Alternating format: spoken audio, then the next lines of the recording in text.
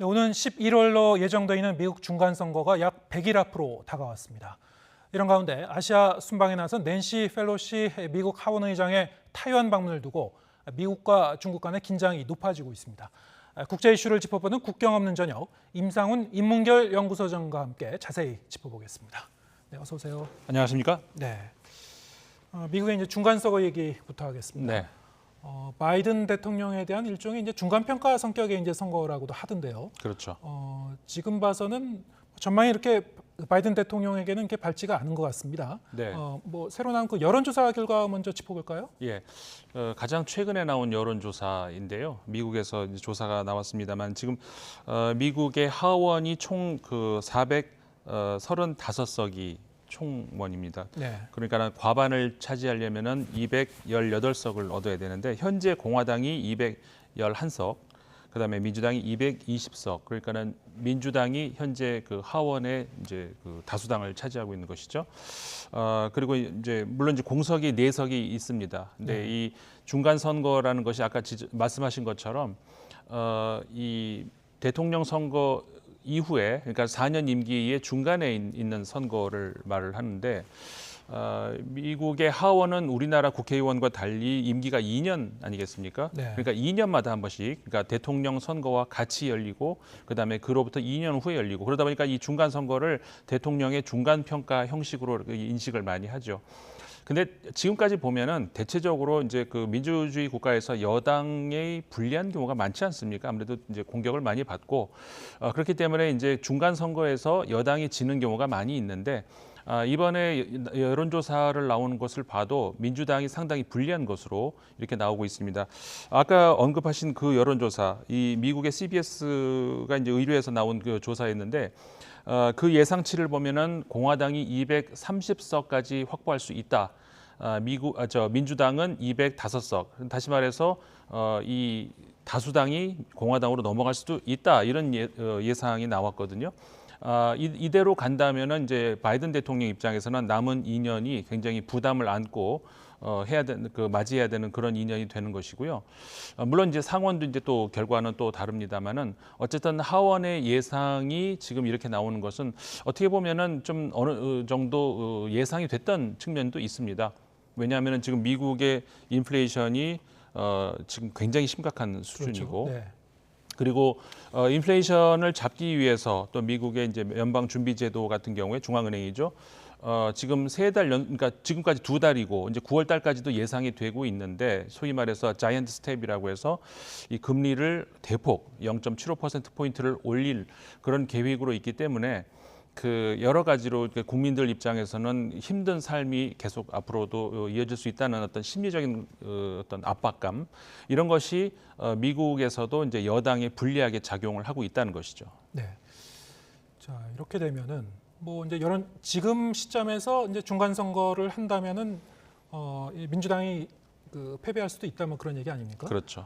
이렇게 되면 이제 이 바이든 대통령으로서도 이제 정치적 타격을 입게 되는 것이고, 네. 물론 이제 아직 넉 달 정도 남았으니까 이제 좀 더 지켜봐야 되겠습니다만, 만약에 이제 중간 선거에서 안 좋은 성적표를 이제 손에 쥘 때는 재임 가능성도 좀 상당히 낮아지게 되는 겁니까? 어떻게 봐야 됩니까? 사실 그 지금까지 미국의 대통령 선거와 중간 선거와 관계를 쭉 보면은 반드시 중간 선거에 패배했다고 해서 재임이 어두워진다라고는 볼 수 없을 것 같아요. 네.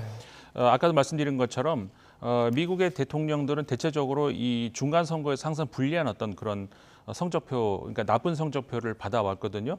근데 대표적인 것이 지난 그 빌 클린턴 대통령 같은 경우에 그 첫 번째 중간 선거에서 아주 대패를 맛봤던 경험이 있거든요. 사실 그 전까지는 적어도 하원에서는 그 민주당이 거의 지지 않고 상당 기간을 민주당이 그 하원을 장악해 왔었는데, 그때 그 클린턴의 1차 그 중간 선거 때 공화당의 대패를 하면서 큰 민주당으로서는 충격을 받은 어떤 그런 사례인데, 바로 재선을 성공하지 않았습니까? 클린턴 대통령 같은 경우. 그러니까는 그것이 반드시 그렇게 영향을 미치는 건 아니고, 물론 이제 그 아까 말씀드린 것처럼 이 하반기에 압박으로 이제 바이든 대통령에게 작용할 수 있지만, 아까 말씀드렸듯이 아시다시피 그 상원에서도 선거가 분명히 있거든요. 네. 그러니까는 하원은 전체 의석을 다 바꾸지만 상원은 그 50개 주에서 2명씩 해서 100명 아니겠습니까? 지금은 50대 50 동률인데 이제 의장이 민주당이기 때문에 아무래도 이제 다수당이라 할 수 있는 그런 상황인데 이번에 그 절반이 아니라 3분의 1을 이제 그 바꾸는 선거를 하거든요. 그러니까는 34석이 이번에 이제 선거를 치르게 되는데 공교롭게 이번 상원 같은 경우에는 그 하원과 달리 민주당에 불리하지 않는 그런 여론조사 결과가 나와요. 그거는 또 왜 그런가 하면은 트럼프 효과라고 흔히들 뭐 얘기하는데 왜 그러냐면은 이번에 그 입후보할 후보자들을 만드는 데 있어서 지금 현재 공화당에서 트럼프 전 대통령의 입김이 굉장히 크거든요, 여전히. 그렇기 때문에 트럼프 전 대통령이 지지하는 그런 후보들이 많이 좀 그 후보자로 올라섰습니다. 네. 그런데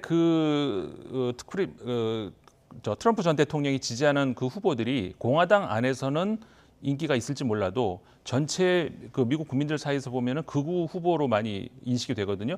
그러다 보니까 민주당 입장에서는 오히려 호재가 된다는 것이죠.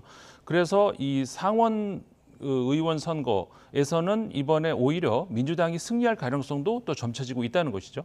이게 결국은 정치가 참 이렇게 어려운 건데 바이든 대통령 입장에서는 그러면은 하원 내주더라도 상원을 더 의석을 확보를 한다면은 그렇게 실패한 선거라고 볼 수도 없다는 것이죠. 네. 그렇기 때문에 뭐 이번 그 100일 후에 있을 그 중간 선거 바이든 대통령 입장에서는 여전히 아직은 희망을 가져볼 만하다. 특히 그 지금 지난 1월 6일 그 의사당 폭동 사건 있었지 않습니까? 트럼프 대통령 지지자들이 거기 몰려가 가지고 이제 폭동을 일으켰는데 그 관련 의회 차원에서의 조사가 지금 이루어지고 있고 지금 8차례까지 청문회가 있었거든요. 근데 여러 가지 정황이 트럼프 전 대통령한테 굉장히 불리하게 돌아가고 있습니다. 그러니까 거기에 관여가 되어 있다는 그런 정황들이 점점 나오고 있다는 것이죠. 이게 트럼프 전 대통령 입장에서는 불리하게 작용을 하고 있고 그래서 이것을 민주당 입장에서는 호재로 잡고 이제 계속해서 선거까지 밀고 나가려고 하기 때문에 이게 앞으로 어떻게 그 의회 차원에서의 조사가 어떻게 이루어질지 이거에 따라서 또 양상이 하원에서의 양상도 달라질 수도 있다 이렇게 봐야 되는 것이죠. 네, 그렇군요.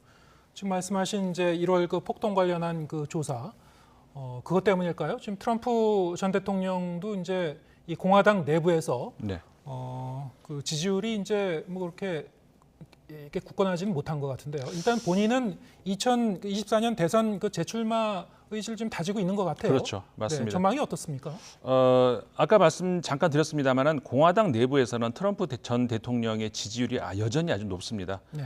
아주 그 초롱성 같은 지지율을 보이고 있는데 다만 지적하신 것이 이제 조금씩 이 하락세에 있는 것은 분명하다는 것이죠. 네. 그것이 이제 아까 말씀드렸던 지금 그 1월 6일 그 의사당 폭동 사태 그 조사 이 결과가 이제 반영이 되는 이런 것이 있고 그러니까 참 이렇게 공화당 입장에서는 이러지도 저러지도 못하는 것이 공화당 지지자층만 놓고 보면 트럼프 대통령에 대한 전 대통령에 대한 지지율이 압도적인데 지금 한 달 전에는 그 공화당 내부에서 61% 지지를 받았어요. 근데 2위가 격차가 엄청나게 큽니다. 2위 같은 경우는 20% 지지밖에 못 받거든요. 근데 이번에 이제 약간 떨어진다는 것이 이제 55% 정도의 지지. 그러니까는 트럼프 대통령의 지지율이 살짝 떨어지긴 했습니다만 여전히 2위하고는 차이가 굉장히 큰데 그럼에도 불구하고 미국 국민 전체로 놓고 봤을 때는 트럼프 대통령에 대한 어떤 뭐라고 할까요? 그 비토층이 굉장히 두텁다는 것이죠. 그렇기 때문에 트럼프 대통령이 다시 다시 출마를 한다라고 했을 때 과연 공화당의 어떤 그 좋은 방향으로 결과가 나올 것이냐 이거는 보장할 수가 없다는 것이죠. 네. 민주당 입장에서도 아까 이제 상원 그 선거 말씀드렸습니다만은 트럼프 대통령이 다시 재출마한다면 결코 불리하지 않은 싸움이다라는 그런 인식이 많이 있는 것 같습니다. 예, 알겠습니다. 지금 이제 미국의 이제 이 권력 서열 3위라고 하죠. 네. 연방 하원 의장 낸시 펠로시 의장이 아시아 순방길에 올랐습니다. 네. 싱가포르에 이제 도착했다고 하는데 지금 타이완 방문 여부가 이제 초미의 관심사예요. 그렇죠. 중국 측에서 이제 거세게 반발하고 있는 상황이죠. 네. 지금 그 펠로시 하원 의장의 동선은 사실 극비로 알려지지 않고 있죠. 싱가포르에 도착했고 내일은 아마 말레이시아로 갈 것으로 이제 보이고 그거는 이제 아마 확실한 것 같은데 그 다음이 문제 아니겠습니까? 그 다음에 이제 그 일본과 한국을 방문을 하는데 그럼 그 사이에 타이완이 있다는 거죠. 네. 타이완을 과연 방문을 하느냐 마느냐 이 문제인데 펠로시 의장이 떠나기 전에도 하겠다 안 하겠다 정확한 언급을 안 했어요. 그거는 국비 사항이 내가 알려줄 수 없다라고 했고 어느 언론도 그걸 짐작하기는 참 어렵습니다. 그렇기 때문에 진짜 타이완을 방문을 할지 안 할지를 우리가 짐작하기는 굉장히 어려운데 중국 입장에서는 지금 그 어떤 사안보다도 지금 아주 극렬하게 반발을 하고 있죠. 중국은 왜 이렇게 극렬하게 반대하는 건가요? 사실 아까도 말씀하셨잖아요. 그 펠로시 하원 의장은 미국에서 권력 서열 3위입니다. 네. 그러니까 대통령 유고시의 2위 승계가 되는 것이죠. 상원 의장에 이어서 바로 세 번째니까 지금까지 미국 인사들 고위 인사들 중에서 타이완을 방문한 인사 중에서 가장 높은 서열입니다. 그러니까 중국 입장에서는 중국을 빼놓고 타이완에 그런 그 고위 인사가 간다는 것 이거는 타이완을 별도의 국가로 인정한다는 것이 아니냐라고 해서 하나의 중국 원칙에서 벗어난다. 네. 이거는 중국으로서는 받아들일 수가 없다 이런 입장인 것이죠. 과거에 97년도에 한번 그 미국 하원 의장이 방문한 적이 있었습니다. 깅그리치 하원 그렇죠. 의장이죠. 네. 뉴트 깅그리치 하원 의장 당시는 공화당 예. 출신 의장인데 그때도 중국이 반발을 했었거든요. 근데 이제 재미있는 것이 그때와 지금을 비교를 해보면은 그때는 맞고 지금은 틀리다 이런 말도 있습니다만은 그때의 중국과 지금의 중국은 엄청난 차이가 있죠. 그때도 중국은 당시에 이제 중국의 주석이었던 장쩌민 같은 경우도 굉장히 반발을 크게 했었는데 그때의 중국의 GDP 규모는 1조 달러가 좀 못 되는 그런 규모. 당시 미국은 8조 달러였습니다. 그러니까 8분의 1이 안 되는 경제 수준이었죠. 근데 지금은 올해 같은 경우에 17조 달러 정도로 중국 GDP가 예상이 되고 미국은 25조 달러. 그러니까 격차가 별로 없다는 것이죠. 국방비 수준도 당시하고 지금은 비교가 안 되는 것이고. 그러니까는 중국은 그 당시에는 반발은 하긴 했지만 미국이 하는 어떤 행위에 대해서 중국이 어떻게 뭘 할 수 있는 수가 뾰족히 없었다는 것이죠. 그리고 당시만 해도 중국은 그 세계 무역 기구에 가입하기 전이거든요. 가입을 하고 싶은데 그러면 미국이 협조를 하지 않으면 가입이 어렵다는 것이죠. 그렇기 네. 때문에 함부로 할 수 없는 이런 사정이 있었습니다. 1차전에서는 그러니까 중국이 어떻게 손을 쓸 수가 없었는데 지금 25년이 지난 오늘 중국 입장에서는 그때와 상황이 다르다. 이렇게 말을 하고 싶은 경제적으로나 것이죠. 군사적으로나 25년 동안 과거와는 비교할 수 없을 정도로 이제 초강국이 됐다. 그렇죠. 소위 그 도광양회라고 있지만 네. 칼을 숨기고 빛을 예. 안 보이게 한다는 거기서부터 이제 대국 굴기 시진핑 주석이 등장한 이후로 그렇기 때문에 과거와 같이 물러서지 않겠다 이렇게 하면서 극렬하게 반발하고 있는 것이죠. 자, 이 펠로시 의장이 타이완을 방문하지 않겠다는 얘기는 또 하지 않고 있어요. 그렇죠. 어떨까요? 이제 일단 그 방문하게 되면은 중국 쪽에서는 일부에서는 여러 가지 이제 군사적 위협까지 이 시사하는 발언을 하고 있는데 네. 어떤 일이 벌어질까요? 사실 타이완을 일컬어서 아시아의 우크라이나다 이렇게 얘기하는 사람들도 많이 있습니다. 중국에서도 이번에 그렇게 위협을 했어요. 아시아의 우크라이나를 만들고 싶느냐 이렇게 했는데 다시 말해서 그거는 전쟁을 암시하는 것인데 미국하고 중국이 어떻게 그거 가지고 전쟁을 하겠습니까? 거기까지는 안 가겠습니다만은 상당한 수준의 무력 시위는 가능할 수 있다. 왜냐하면 지금 아까 설명드린 것처럼 중국 입장에서는 좀 포기하기가 어려운 건데 굉장히 왜냐하면 이번 10월에 또 그 시진핑 국가주석의 3기를 공식화해야 되는 그 행사를 앞두고 있는 것이죠. 미국 입장에서는 아까 우리 말씀 나눈 대로 11월 달 중간 선거를 앞두고 있고 그러니까 두 나라가 자존심 싸움으로 치킨 게임을 한마디로 말해서 지금 하고 있는데 한쪽이 만약에 여기서 이제 포기를 한다 그러면은 굉장한 자존심의 상처를 입는 것이죠. 그렇기 때문에 그런 중요한 정치 행사를 앞두고 쉽게 물러난다는 것은 예상하기가 어려운 것이죠. 알겠습니다. 어떤 식으로든 시위를 할 것으로 보입니다.